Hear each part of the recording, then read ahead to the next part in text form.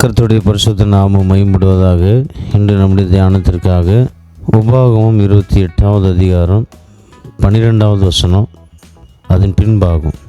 நீ அநேகம் ஜாதிகளுக்கு கடன் கொடுப்பாய், நீயோ கடன் வாங்காதிருப்பாய். இந்த நாள் தேவன் உங்கள் ஒவ்வொருத்தரையும் பார்த்து சொல்லுகிற வார்த்தை.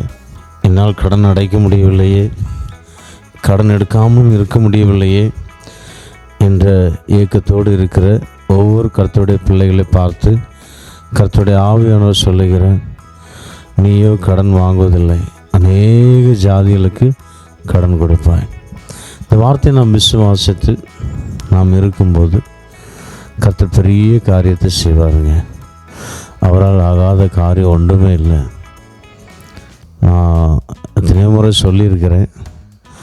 ஒரு பாஸ்டருடைய வாழ்க்கையில் நடந்த அற்புதம்.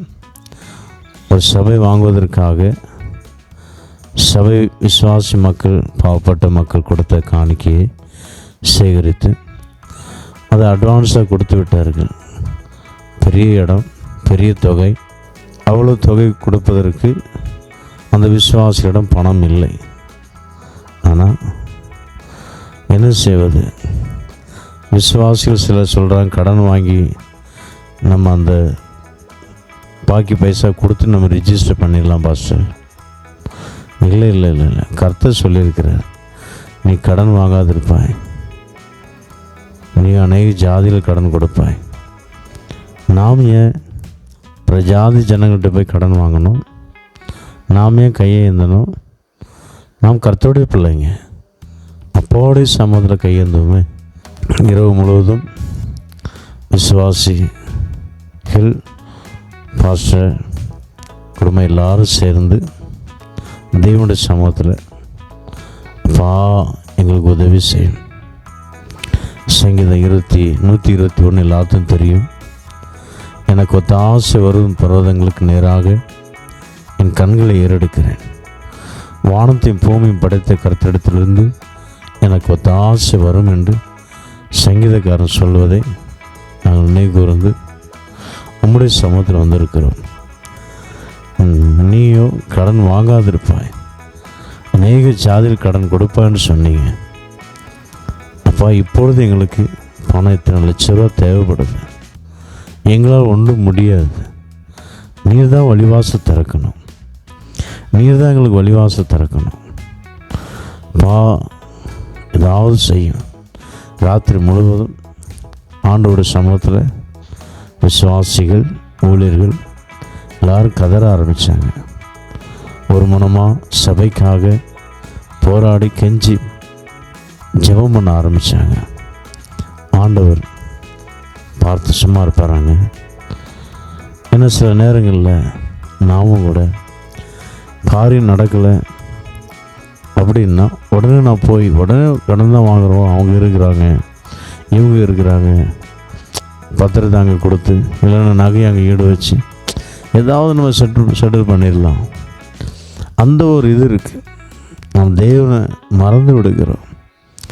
அந்த விசுவாசிங்க, பாஸ்டம், குடும்பம் எல்லாரும் சேர்ந்து ஜெபித்த போது ஏற்ற நாள், அந்த ரிஜிஸ்டர் அல்லது கடைசி நாள் கொடுப்பாங்கள்ல, இத்தனை மாதத்துக்குள்ளே கொடுக்கணும் மீதி பணத்தை, அதுக்கு முந்தின நாள் தேவனாகிய கர்த்தர் ஒரு மனுஷனோட பேசி, அந்த சபைக்கு வராத ஒரு மனுஷன் காலையிலே போய் இந்த பாஸ்டருடைய கரத்தில் ஒன்று ஒரு செக்கு கொடுக்கறதுக்கு வராங்க. யாருன்றே தெரியாது. அதை கவரில் வச்சு கொடுத்துட்டு அவங்க போயிட்டாங்க. இந்த ஊழியக்காரருக்கு ஒன்றும் புரியல. நம்ம பெரிய தொகையை எதிர்பார்த்துட்ருக்கோம், சின்ன ஒரு கவரில் ஏதோ கொடுத்துட்டு போயிருக்கிறாங்க. ஆனால் என்ன இதை வச்சு நம்ம என்ன செய்ய முடியும்? ஒன்றும் புரியலை.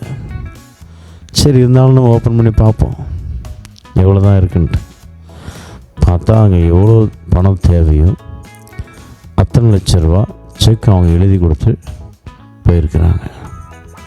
எனக்கு அருமையான தேவனுடைய பிள்ளை, நாம் தேவனுடைய சமூகத்தில் விசுவாசத்தோடு அவருடைய வசனத்தை பிடித்து நாம் ஜெபிக்கும்போது நம்மை ஒருபோதும் கைவிட மாட்டார். கண்களை மூடும். சர்வ வல்லமுள்ள பிதாவே நன்றியோடு ஸ்தோத்திரிக்கிறோம். நீ நல்லவர், நேற்றும் இன்றும் மீண்டும் மாறாதவர். கடந்த இரவு முழுவதும் எங்களை கண்ணின் மணி போல் பாதுகாத்து புதிய நாளை தந்திர உமக்கு நன்றி செலுத்துகிறோம். இந்த நாட்களில் எத்தனையோ பேர் கடன் பிரச்சனையினால் பாதிக்கப்பட்டு எத்தனையோ பேர் தற்கொலைக்கு நேராக கடந்து செல்கிறார்கள். அவர்கள் விடுவிப்பீராக. ஒரு அற்புதம் செய்யுங்க, ஒரு அற்புதம் செய்யும்படியாக நாங்கள் செபிக்கிறோம். அப்பா, நீயோ கடன் வாங்காதிருப்பாய், அநேக ஜாதிகளுக்கு கடன் கொடுப்பாய் என்று சொன்னீரேன். அந்த வார்த்தையின்படி இந்த பிள்ளைகளை நீர் ஆசீர்வதிக்கும்படியாக நாங்கள் செபிக்கிறோம். ஆசீர்வதி, தொழில் ஆசீர்வதி, வியாபாரத்தை ஆசீர்வதி, செழிப்பை கொடும், நாம மகிமைப்படட்டும், கிருபை கூட இருக்கட்டும் ஐயா. ஆசீர்வதியும் அப்பா. சோத்திரம். இரத்த கோட்டைகள் மூடி மறைத்து பாதுகாத்து கொள்ளும். உம்மால் கூடாத காரியம் ஒன்றுமில்லை. நாட்கள் எல்லாருடைய பிரயாணங்களை பாதுகாத்து கொள்ளும் பா. சோத்திரம், சோத்திரம் பா. கஷ்டங்கள் நஷ்டங்கள் மத்தியில் இருக்கிற ஒவ்வொருத்தரையும் ஆறுதல்படுத்தும், தேற்று. பலவீனமாக வியாதியாக இருக்கிற ஒவ்வொருத்தரையும் சுகப்படுத்துவீராக, பலப்படுத்துவீராக. இந்த நாள் முழுவதும் ஜெயமாக, அற்புதமாக, ஆச்சரியமாக வழிநடத்தும். பிரயாணங்கள் எல்லாம் காத்துக்கொள்ளும். எல்லாவித ஆபத்து விபத்துகளுக்கும் விலைக்கு காத்துக்கொள்ளும்படியாக நாங்கள் செபிக்கிறோம். பிரசன்ன கூட இருக்கட்டும். இயேசுவின் நாமத்தில் வேண்டிக் கொள்கிறோம் எங்கள் ஜீவனுள்ள பிதாவே. ஆமென். God bless you.